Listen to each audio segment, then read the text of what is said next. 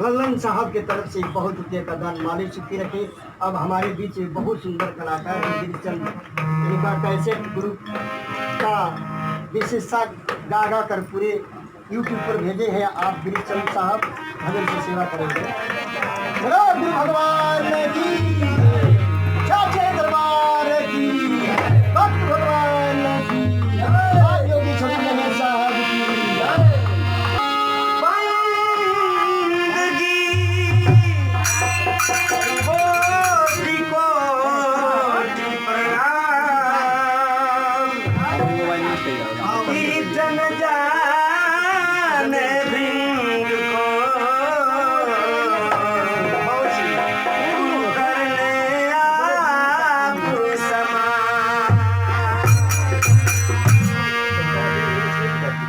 धाम में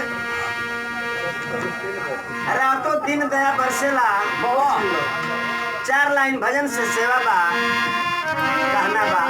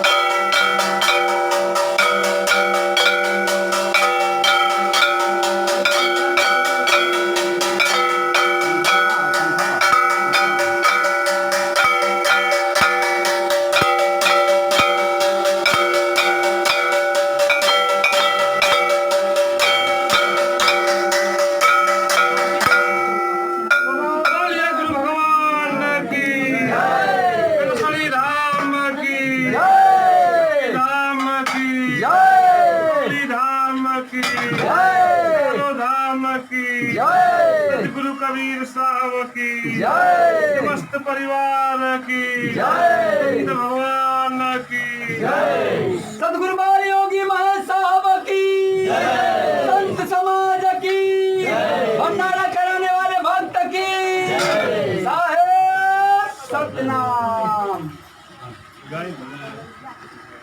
राम नाम